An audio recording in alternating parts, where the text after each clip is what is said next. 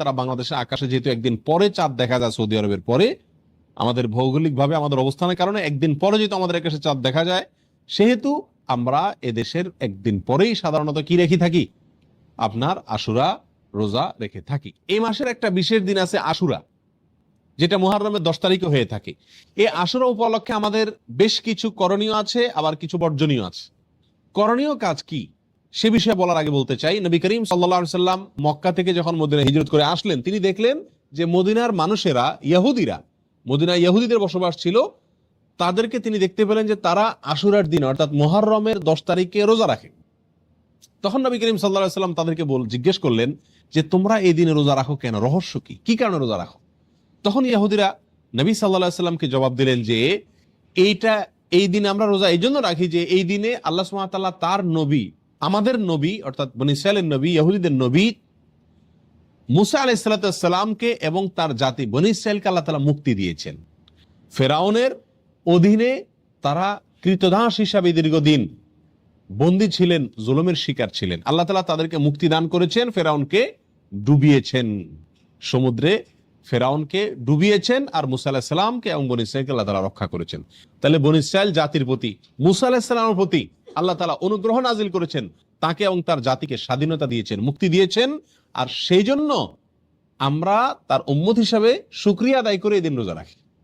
নবী করিম সাল্লাল্লাহু আলাইহি সাল্লাম তাদের এই কথা শুনে বললেন, নাহনু আহাক্কু বিমূসা, তোমরা মুসা আলাইহিস সালামের অনুসারীর দাবি করো ঠিক আছে, কিন্তু মুসা আলাইহিস সালামের অনুসারী হিসাবে তোমরা যত না সত্য, তার চাইতে বেশি সত্যবাদী অনুসারী হিসাবে আমরা। অতএব মুসা আলাইহিস সালামের প্রতি আল্লাহর অনুগ্রহ নাজিল হয়েছে এই দিনে, সেই উপলক্ষে তোমরা যদি শুকরিয়া আদায় করে আল্লাহর কাছে রোজা রাখো, তাহলে আমাদের রোজা রাখার অধিকার আরো বেশি। এই নবী সাল্লাল্লাহু আলাইহি সাল্লাম তখন সাহাবা একরামকে বললেন যে তোমরাও কি করবে, আশুরার দিনে রোজা রাখবে, তবে ইহুদিদের সঙ্গে ব্যতিক্রম করবে। ইহুদিদের সঙ্গে কি করবে, ব্যতিক্রম করবে। আর ব্যতিক্রমটা হলো এই যে তারা একটি রোজা রাখে, আমরা দুইটা রাখবো।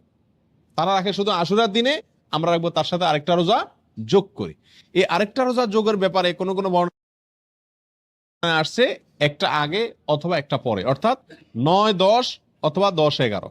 আশুরা তো 10 তারিখের রোজা, তার সাথে একটা আগে অথবা পরে যে কোনো একদিন একটা যোগ করে হয় 9-10 আর না হয় 10-11 রাখার জন্য বলা হয়েছে। যদিও সেই হাদিসকে ওলামা একরামের কেউ কেউ সহিহ বলেছেন, কেউ কেউ যঈফ বলেছেন। তবে নবী করিম সাল্লাল্লাহু আলাইহি ওয়াসাল্লাম তার মৃত্যুর আগের বছর বা তিনি তার মৃত্যুর বছর বলেছিলেন যে আল্লাহ যদি আমাকে আগামী বছর হায়াতের বাঁচিয়ে রাখেন, আমি যদি বেঁচে থাকি, তাহলে লাসুমান্না তাসিআ ওয়াল আশিরা, তাহলে আমি আগামী বছর মুহররম আসলে, আশুরা আসলে 9 এবং 10 দুই দিন রোজা রাখবো। এই হাদিস থেকে বোঝা গেল নবী সাল্লাল্লাহু আলাইহি সাল্লামের আকাঙ্ক্ষা ছিল, তার নিয়ত ছিল, তার ইচ্ছা ছিল আশুরার সাথে আগের দিন রোজা মিলিয়ে রাখা, অর্থাৎ 9-10, 10-11 না। এই জন্য ওলামা ইকরাম বলেন সবচেয়ে উত্তম হলো আশুরা উপলক্ষে একজন মুমিনের জন্য 2টা রোজা রাখা।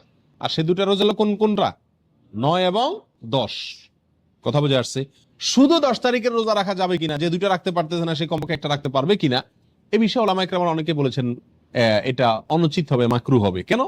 কারণ হলো ইহুদিদের সাথে মিল হয়ে যায়, নবী সাল্লাল্লাহু আলাইহি ওয়াসাল্লাম ইহুদিদের থেকে ব্যতিক্রম করতে বলেছেন, সেজন্য একটা রাখা উচিত নয়। আর অন্যান্য ওলামা ইকরাম বলেন যে নাই মামার চাইতে কানা মামা ভালো, একেবারে 2টা যদি না রাখতে পারে কমপক্ষে একটা রাখলো। কথা বুঝে আসছে? তো যাই হোক, 2টা রাখা উত্তম, আর সেটা হলো 9 এবং 10।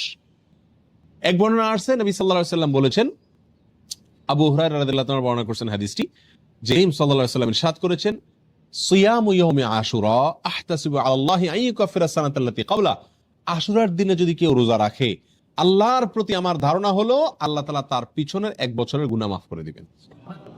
ছোট ছোট যে অপরাধগুলো হয়ে থাকে এগুলো আল্লাহ তাআলা মাফ করে দিবেন যদি কেউ কি রাখে, আশুরার রোজা রাখে। প্রিয় ভাইয়েরা, এই রোজার এত বেশি গুরুত্ব যে মদিনাতে সাহাবা একরাম ফরজ রোজা ছাড়া অন্য কোন নফল রোজার জন্য নিজের শিশুদেরকে রোজা রাখাইতেন না, বা রাখাইতেন বলে জানা যায় না। কিন্তু আশুরার রোজা তাদের ছোট ছোট শিশুদেরকে দিয়ে রাখাইতেন, এবং শুধু রাখাইতেন তা নয়, বাচ্চারা যাতে রোজাটা রাখতে পারে, যাতে ক্ষুধার তাড়নায় ভেঙে না ফেলে, সেজন্য তাদেরকে খেলনা ইত্যাদি দিয়ে ভুলায় রাখতেন। এসব কিছু থেকে আশুরার রোজার গুরুত্ব একজন মুমিনের কাছে পরিষ্কারভাবে ফুটে ওঠে। এই জন্য ভাই, মুহররমের 10 তারিখে আমরা কি রাখবো? ইনশাআল্লাহ রোজা রাখবো, আর তার সাথে 9 তারিখ মিলিয়ে রাখবো।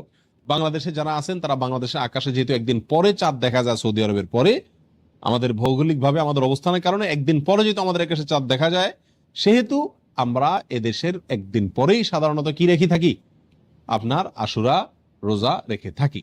আল্লাহ তাআলা আমাদের সকলকে আমলটা করার